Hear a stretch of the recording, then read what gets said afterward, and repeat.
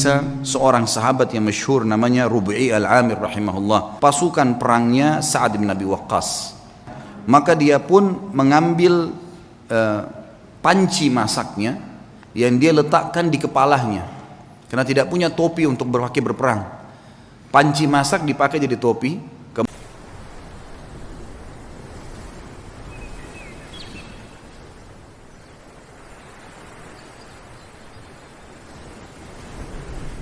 Bismillahirrahmanirrahim. Kisah seorang sahabat yang masyhur namanya Rubi'i al-Amir rahimahullah.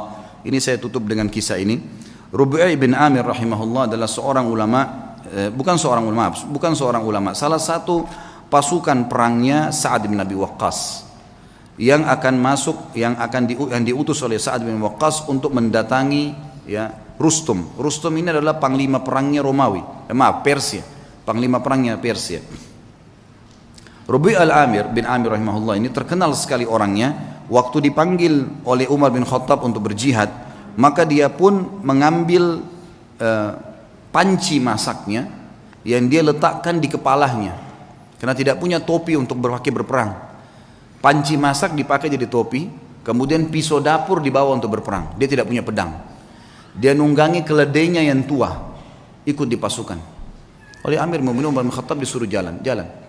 Subhanallah, Sa'ad bin Abi Waqqas waktu itu diutus pasukan oleh Umar bin Khattab dengan 30.000 pasukan menghadapi 240.000 pasukan Persia. Dan Persia kaget. Waktu mereka pun tahu 240.000, mereka tidak mundur sedikit pun. Maka Rustum ini ahli perang. Dia bilang, saya mau tahu dulu bagaimana sih kekuatan 30.000 itu, kok berani benar? Gitu kan? Seperti apa sih kekuatan mereka?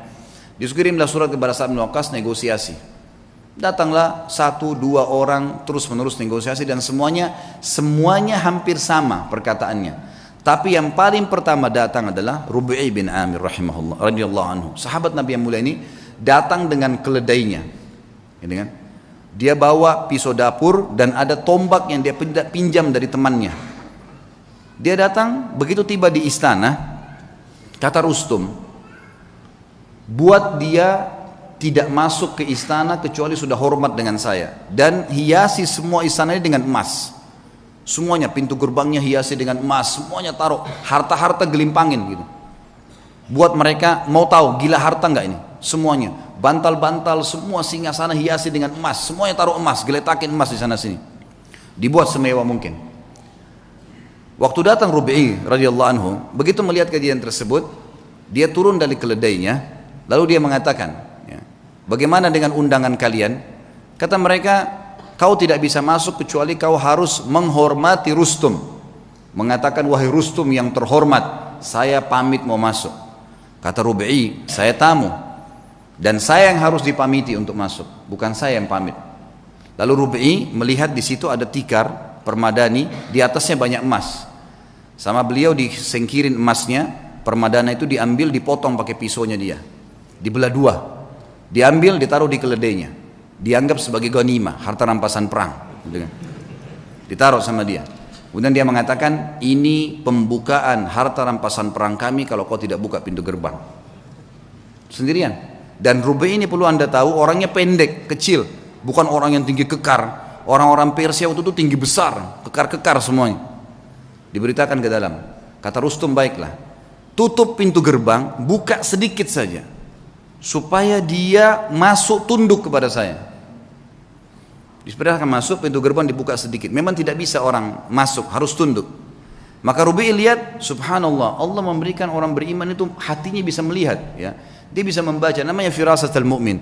Maka dia lihat, ini pasti ada tipu daya nih. Yang dia lakukan, dia balikkan pantatnya dia balikkan keledainya, lalu dimasukkan dari balik belakang, ya. Sehingga yang tadinya dia harus tunduk, ini dibalik, jadi bokongnya yang di belakang. Dilaporkan ke Rustum, ini yang dilakukan sama orang ini. Malah sekarang dihinain. Lalu dia naik keledainya, dia jalan. Subhanallah, tuh dia jalan, dia tidak turun dari keledai. Keledainya dimasukkan di istana Rustum dengan karpet-karpet yang mewah. Pisau dapurnya dipakai, bolong-bolongin bantal itu semua, bantal-bantal yang mewah.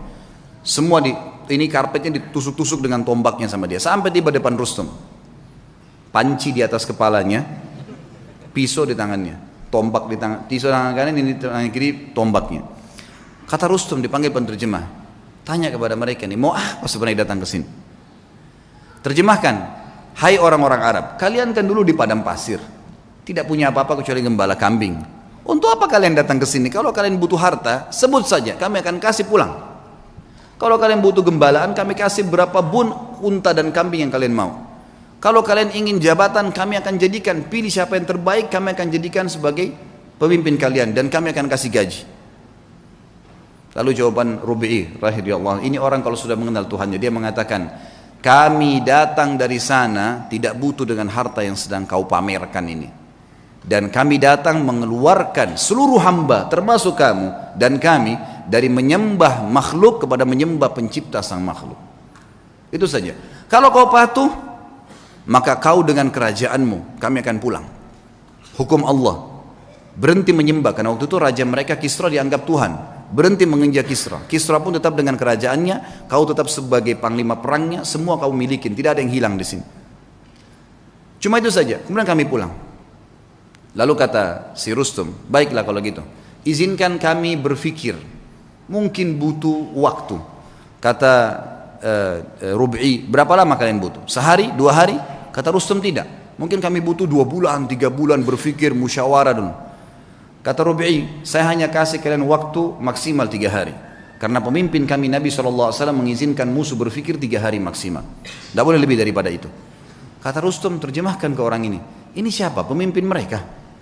Kata Rubi'i, terjemahkan, kau pemimpinnya? Dia bilang bukan. Saya pasukan yang paling di belakang. Gitu. Saya ini pasukan yang paling biasa, prajurit yang paling biasa. Kata Rustum, terjemahkan lagi. Kenapa kok kau bisa ambil keputusan begitu? Dia bilang, dijawab sama dia, karena agama kami mengajarkan dari pemimpin muslim sampai masyarakat biasanya keputusannya satu. Kalau saya sudah berikan amanah, keamanan, semua harus patuh terhadap pemimpin saya. Muslim semua begitu. Kami satu jasad. Kata Rustum, baiklah, izinkan pulang orang ini. Begitu diizinkan pulang, kata Rustum, tulis surat kepada Kisra. Ini yang sedang kita hadapin nih, semuanya 30.000 manusia yang kayak gini nih. Ini untuk dihadapin susah nih. Gak bisa, keras, tegas, dan memang maunya, gak bisa. Harus begitu. Tidak ada jalan lain, urusan tangan anda, berperang atau kita mengalah saja. Ini gak bisa. Karena Kisra gak berhadapan sama pasukan muslimin, dianggap kuat, udahlah pasukan, perang aja, lawan. Gitu kan. Ini tidak terjadi peperangan tentunya, tapi yang kita ambil pelajaran bagaimana Rubi'i radhiyallahu anhu teman-teman. Orang kalau mengenal Allah, harta jadi kecil buat dia.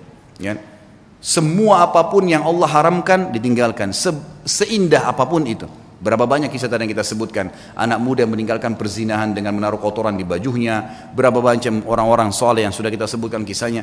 Yang jelas yang kita simpulkan teman-teman sekalian, berhubungan dengan Rabbul Alamin, sering komunikasi dengan dia sebagaimana dia sudah ajarkan kepada kita semua. Mau keluar rumah ada doanya, mau masuk rumah ada doanya, mau makan ada doanya, habis makan ada doanya. Doa itu apa? Komunikasi dengan Allah. Keluar rumah, bismillahirrahmanirrahim, dengan nama Allah saya bertawakal, menyerahkan diri kepadanya. Kata Nabi SAW, kata Allah SWT, wa may tawakkal fahuwa hasbuh. Yang bertawakal pada Allah, Allah jadi pencukup baginya. Seorang syekh pernah menangkap di Riyadh seorang penyihir besar. Penyihir terbesar ini datang dari Afrika, ditangkap. Waktu ketangkap, dia tanya syekhnya, saya nonton cuplikannya, dia bilang, bagaimana anda bisa menangkap saya? Padahal saya menaruh ribuan jin di depan saya. Tidak pernah saya bisa ditembus nih, baru kali ini dia bilang, ada yang bisa tembus dari anda. Dia bilang, karena kamu bodoh dan kamu tidak mengerti. Kalau saya keluar dari rumah saya tadi, saya membaca apa yang diajarkan oleh Rasulullah SAW, Bismillahirrahmanirrahim. Saya bertawakal kepada Allah, dengan nama Allah saya tawakal kepada Allah, la haula wa la quwata illa billah. Tidak ada yang kekuatan kecuali milik Allah. Dan saya yakin dengan doa saya, dan kata Nabi SAW, siapapun yang membaca doa itu pada saat keluar rumah, semua syaitan yang menemuinya akan berkata, orang ini tidak bisa kita ganggu karena Allah sudah lindungin. Itu sebabnya saya bisa tembus kamu. Bukan cuma itu, saya akan laporkan kamu dan kepala kamu akan dipenggal karena kamu seorang penyihir. Ditangkaplah penyihir tersebut teman-teman sekalian. Hubungan dengan zat sang pencipta yang maha kaya, menciptakan semuanya, itu adalah hubungan yang paling baik. Maka jalinlah hubungan yang baik dengan Allah, maka Allah akan baikkan semua. Sebagai penutup kata-kata saya, kata Nabi SAW, siapapun yang berbuat perbuatan yang Allah ridha, Allah cintai perbuatan tersebut, Allah akan buat semua makhluk mencintainya. Dan kalau seseorang berbuat perbuatan yang buruk yang Allah benci, maka Allah akan buat semua makhluk akan membencinya. Kata kuncinya kembali kepada Allah Subhanahu wa taala. Allahu a'lam.